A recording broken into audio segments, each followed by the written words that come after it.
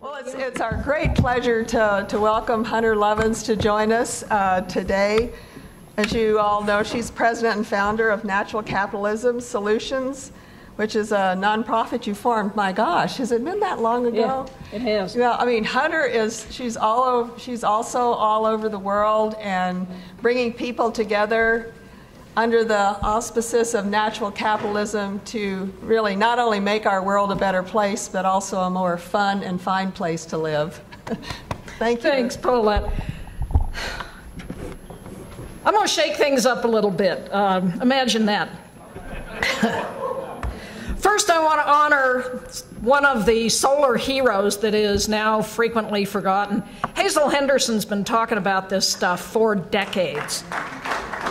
And she's still with us. I mean, unlike people like Dana Meadows or Dave Brower or Ray Anderson, Hazel's still with us, so thanks for honoring her. David made it clear that we're facing a real challenge, and of course it will hit the poor first, worst.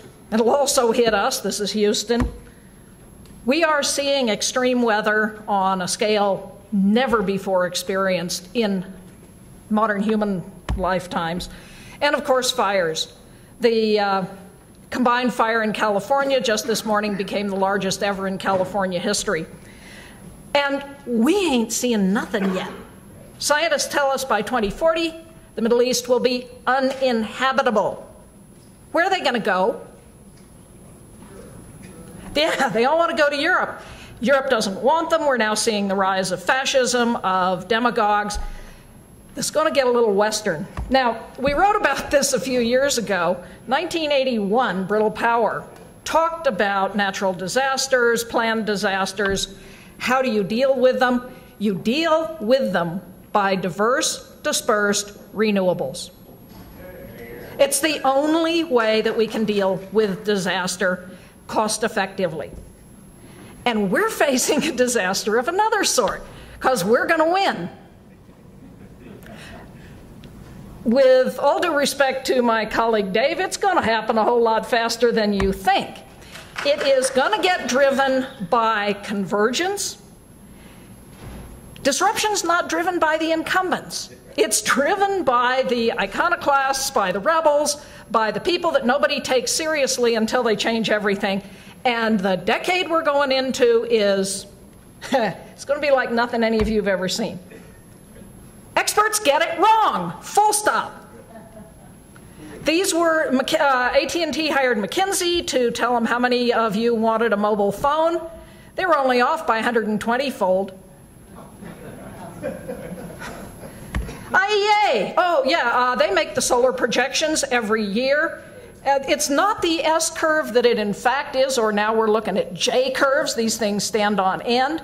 What they do is just up the projection every year and then again project a linear transition. I work with this guy, Tony Seba, Stanford prof, Silicon Valley entrepreneur, says inevitably, because of fundamental economics, the world will be essentially 100% renewable by 2030 because of four things: fall in the cost of solar, fall in the cost of storage batteries, the electric car, the driverless car, and the convergence of all of these in some very innovative business models. Okay, fall in the cost of solar. Last year, I believe it was Bloomberg said solar will drop below 2 cents a kilowatt hour in 2017. You ask about the Saudis, they did it. 1.7 cents for one of their first, and of course now they're going really big. Mohammed bin Salman, MBS, has said our future is not in oil. People say we're going to be the Saudi Arabia of solar. Saudis say, no, you're not, we are. Dave mentioned China. Why are the Chinese doing this? Because they can't breathe. The party is at risk of losing legitimacy if they don't make this transition.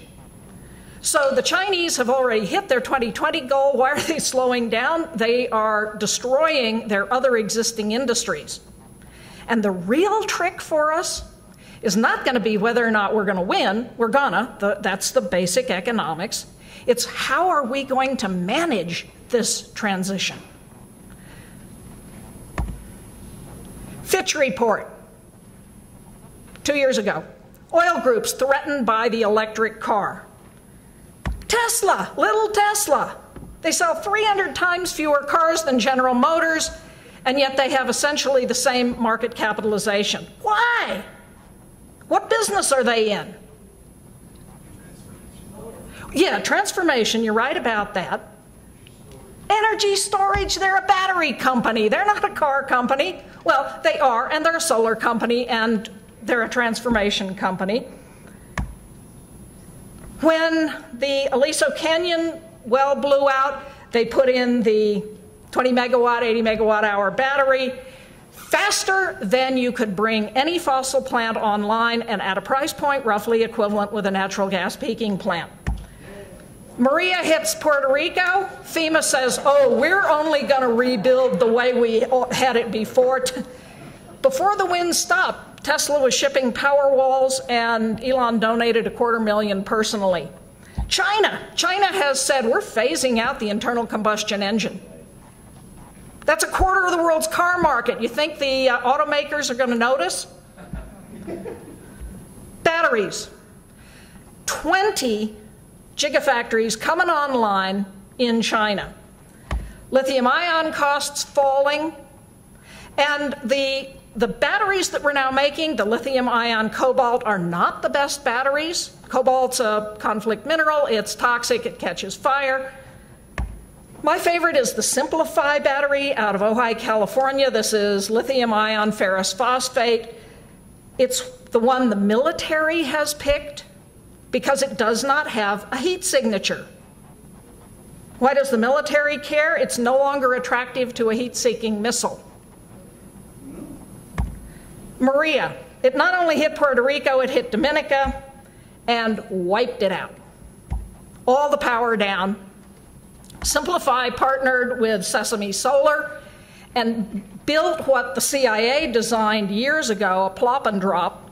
Take a container, have solar panels on the side of it that flip out, have batteries in the middle, and a communications center. If we're going to be bombing people, this is what we ought to be sending down. And we haven't even begun to exhaust battery R&D. I agree with Dave, R&D is really important. We need to keep the basic science going. And this is David's point as well. Keep the basic science going, but let's deploy what we already have. Magnesium scandium selenide solid-state batteries. John Goodenough, who invented the lithium-ion, said, we're going to have solid-state batteries. Everybody said, if anybody else had said that, we'd have disregarded it, but if he says it, yeah, well, now they're making them. So Fitch again. The battery revolution could trip a $3.4 trillion credit market crash. And then you add in autonomous vehicles. They're on the road today. They're running around. There are 44 companies working on these things. It's a who's who, not just of the car companies, but of companies like Hewlett-Packard, Bosch, Delphi. I guess they're a car company. The point is, you don't have to be a car company to be a car company or to be a transportation service company.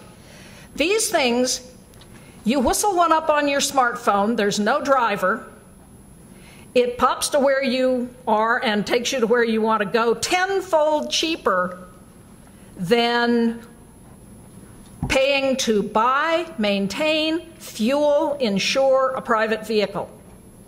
Why on earth would you own a private vehicle? This is the business model innovation that is going to transform everything. Throughout history, wherever you've had a tenfold drop in cost with a new business model, you have disruption. Batteries are already disrupting central power generation. Utilities think they're profitable because they have a rate base. They can insist that you pay them. Not anymore. You can install batteries.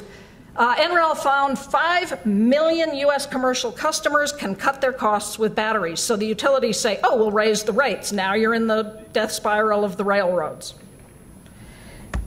It's happening. Arizona Public Service peak rate is almost 50 cents. a kilowatt hour, at that point you have got to be a moron not to start looking at battery technology. And trust me, however much you may dislike them, corporate executives aren't stupid. Residential, same thing. This will come a little slower, but why on earth would you not put a battery in your garage, in your basement, if you can drop your power bills? Utilities start raising rates. Here you go. So again, it's happening in Tucson. Solar plus storage, PPA at 4.5 cents a kilowatt hour. Remember the APS number of almost 50 cents a kilowatt hour? Now, here's another business model innovation. Storage as a service. You don't have to own the thing. You just have to invest in somebody else owning a bank of these things and dropping your bill. Now, what Tony says is going to get real fun is what he calls God parity. You've all heard of grid parity.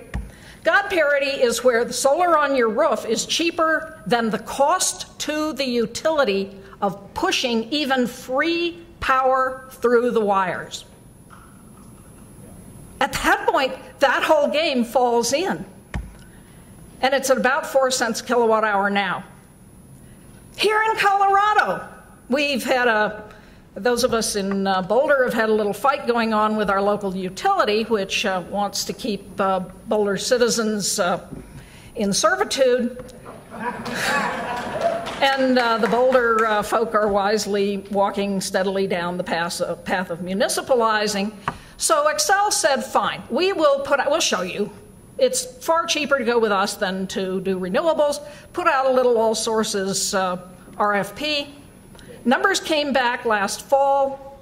No fossil option cheaper than wind, which was the cheapest, or solar, or storage, or all of them together. Wind plus solar plus storage, 3 cents a kilowatt hour. The cheapest gas, 4 cents a kilowatt hour.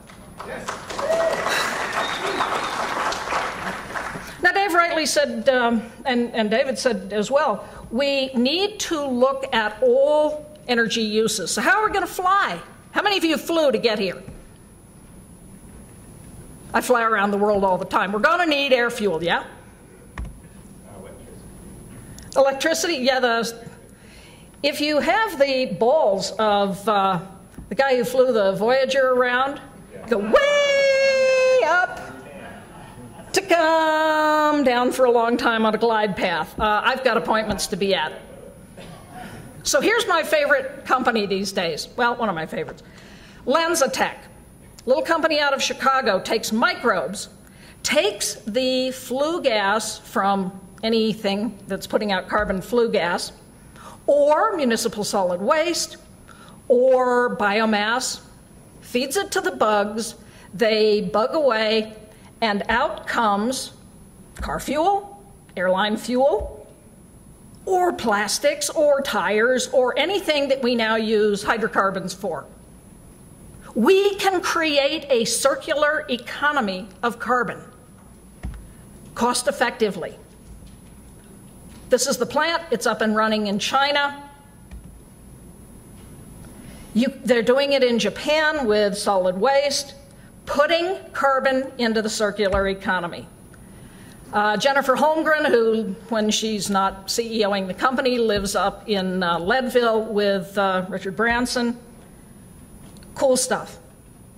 We can also do renewables on a neighborhood scale. The Stone Edge Farms microgrid out in California came through the Sonoma fire without a problem, kept producing power. The stuff works. Now here's our real challenge. We're facing hothouse Earth. I don't know how many of you saw the report just out from Johan Rockström at Stockholm Resilience. We are at serious risk of runaway climate change. The amplifications will take us above 2 degrees C, at which point it's kind of game over. So Carbon Tracker in the UK said we have to leave 80% of the carbon in the ground. If we do that, we are taking $20 to $30 trillion off the accounting, the books, of a lot of the world's biggest companies. In comparison, the '08 mortgage collapse was over $2.7 trillion in stranded mortgage assets, 20 to 30 trillion in stranded assets within the next 10 years, if Tony's right. We are looking at the dissolution in value of oil, gas, coal, uranium, nuclear, the utility industry, the auto industry, the banks that hold paper in them, the insurance companies and pension funds invested in them. This is going to be the mother of all disruptions. It's coming at us faster than we have any clue how to manage. So as I said, we're going to win and thereby crash the economy. Unless we get really clever. It's already hitting some of the utility boys, E.ON, RWE, top 20 European utilities, $600 billion in the past few years. In 2014, RWE's profits down 60%, E.ON's down 91%. So we get it, we're going to be distributed renewables companies, and they sold off their fossil assets. How do you know it's over? When the Kentucky Coal Museum puts solar on its roof because it's cheaper than plugging in to the coal-fired grid at its doorstep. This despite $5.3 trillion a year that you and I and the rest of the world's taxpayers pay to subsidize fossil energy. This is despite this. This is $10 million a minute. And solar's winning. Mark Jacobson showed in the 2009 article in Scientific American, we've got all the technologies we need to solve this problem. There is no barrier except political will. The economics are on our side. So we can solve half of the climate crisis at a profit, and if Tony's right, we will do anyway, simply because of the economics. Now, David was pretty clear. We've got to go negative. We've got to start taking carbon out of the air and putting it back where it belongs, which is the soil. The only way we know how to do that profitably is regenerative agriculture. When we get into the discussion, if you like, I can show you some pictures of how to do that. It is happening. It does work. And again, it's profitable. So why on earth would you, one, threaten the climate of the entire Earth by changing how much light comes in? You're going to trigger a nuclear winter or worse. And pay one hell of a lot of money. Why would you do direct air capture at $100 a ton to $2,000 a ton when regenerative agriculture is profitable? Let's start with the cheap measures and work our way up to the dangerous, expensive ones. Didn't we learn this dealing with nuclear? But it's over. The fossil age is over. Our challenge now is how do we build the world we want to live in? Our side has no story of what is this world? What does it mean to win?